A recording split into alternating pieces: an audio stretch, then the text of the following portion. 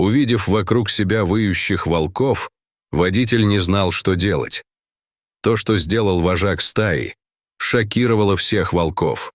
Это благородные и общительные животные, предки и родственники наших лучших друзей, которые унаследовали эти черты. Но в отличие от собак, волки дикие и могут проявлять изначальные инстинкты свирепости при контакте с людьми. Отсюда наш страх и уважение к этим животным. Отметим, что они никогда не бросили бы кого-то из своей стаи. Но на этот раз у них не было другого выбора. Наша первая история сегодня происходит в суровую русскую зиму. Фадей — 46-летний мужчина, чья профессия заключается в транспортировке материалов на своем грузовике. Никто не мог представить, что за внешностью этого 190-сантиметрового, 100-килограммового мужчины с бородой, словно у викинга, скрывается добродушный человек с хорошим чувством юмора. Он и не подозревал, с чем столкнется в одной из своих поездок на грузовике.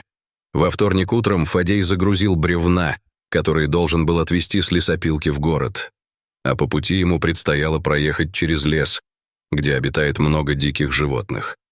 Обычно на своем грузовике он чувствовал себя в безопасности, но в тот день, проезжая через лес, он заметил, как на дорогу выбежал волк.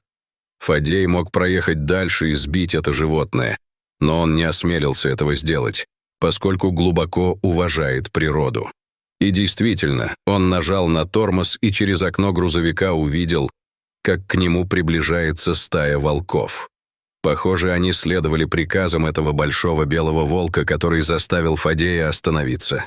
Скорее всего, это был вожак стай.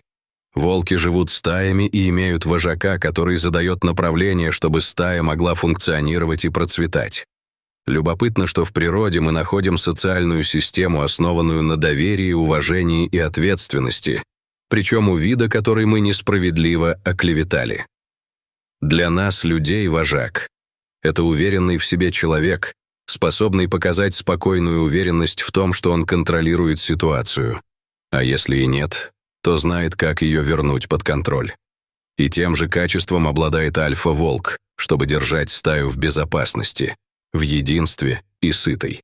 Многие не понимают, что лидерство — это не привилегия, а ответственность.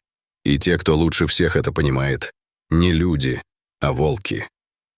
Когда Фадей смог как следует рассмотреть этих существ, он понял, что все они находятся в тяжелом состоянии истощения. Похоже, суровая зима сильно повлияла на этих бедных волков, приведя их в такое плачевное состояние. На мгновение Фадей по-настоящему испугался, решив, что волки остановили его, чтобы устроить засаду и сделать его своим ужином. Тем не менее, он решил подождать, хоть и настороженно, чтобы посмотреть, что будет дальше. Вожак стаи как бы кивнул головой, и из леса появились последние члены стаи. Казалось, это была также истощенная голодом волчица, которая несла в зубах щенка и положила его к ногам Альфы. То, что произошло дальше, по словам Фадея, он до сих пор не может поверить, потому что никогда не видел такого уровня интеллекта у животного. Альфа-волк взял щенка зубами и подошел к двери грузовика Фадея. Конечно, ему было очень высоко, чтобы достать до двери, но это и не было его целью. Он положил щенка на землю под дверью грузовика и медленно отошел к своей стае, внимательно наблюдая за реакцией человека. Фадей впоследствии рассказывал, что он каким-то образом понял, что эти животные хотели ему сказать. Это был призыв о помощи. Их стая сильно голодала, и если так продолжится, скоро все погибнут. Но они не хотели, чтобы щенок разделил их участь. Фадей медленно открыл дверь грузовика, подобрал щенка и посадил его на сиденье. После этого волки вернулись в лес, выполнив свою миссию. С тех пор Фадей решил удочерить этого щенка, поскольку обстоятельства, при которых он его получил, были необычными. Это было делом судьбы или, как ему казалось, вмешательством самого Бога. Фадей назвал этого волка Балта в честь знаменитой собаки из телевизора. Прошли годы с того случая, и отношения этих двоих стали очень тесными. Балта признает Фадея своим отцом и вожаком стаи, ведь именно он кормил и заботился о нем. Волк остается волком в любой ситуации. Они делают все вместе. Гуляют, спят, едят и идут, несмотря на его большую комплекцию. Животное представляет собой вызов, поскольку это явно не собака, отмечает Фадей. Жить с волком значит вести себя как волк. Однажды Балта стал героем эпизода, когда он укусил девушку, и некоторые решили, что ему нужен намордник. Она подбежала к волку и протянула руку, чтобы погладить его. Я попытался остановить ее, крикнул, чтобы она не трогала его, это не собака, он может сильно нервничать. Волк испугался и укусил ее. Я не надеваю на него намордник, потому что ему трудно нормально дышать в нем. Закон о животных разрешает волку ходить без намордника, утверждает Фадей. Он говорит, что несколько раз пытался связаться с различными организациями, чтобы они помогли ему найти полуестественное пространство для Балта, но его просьбы игнорировались. Фадей мечтает купить большой участок земли и переехать туда, где его любимый друг сможет жить в лучших условиях. Но пока у него не хватает денег на это. Балта не может жить на воле или в зоопарке. В России нет реабилитационных центров для диких животных, отмечает он. Фадей уверяет, что останется с Балта навсегда. И я буду жить с ним вечно, потому что он моя семья. И судьба поместила его в мои руки не просто так. История, которая учит нас, насколько люди жертвуют собой, чтобы заботиться о своих питомцах, когда действительно любят их. Фадей принял вызов воспитать Балта, и это навсегда изменило его жизнь.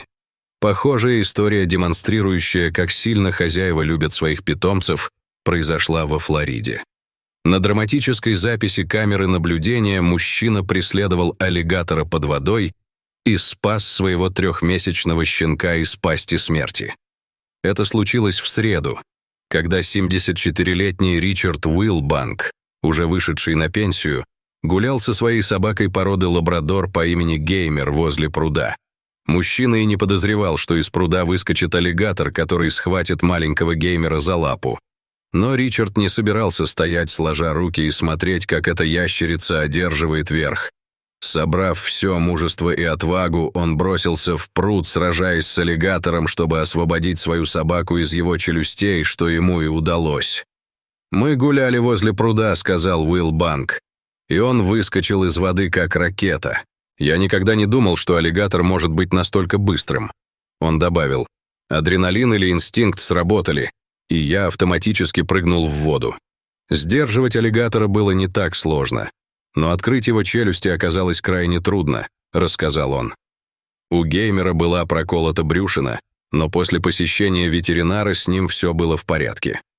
Теперь Уилбанк по-прежнему выгуливает Геймера, но держит щенка на поводке и в 3 метрах от края пруда.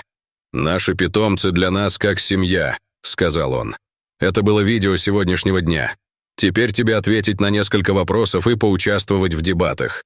Что ты думаешь о действиях этого альфа-волка, чтобы дать шанс самому младшему члену его стай?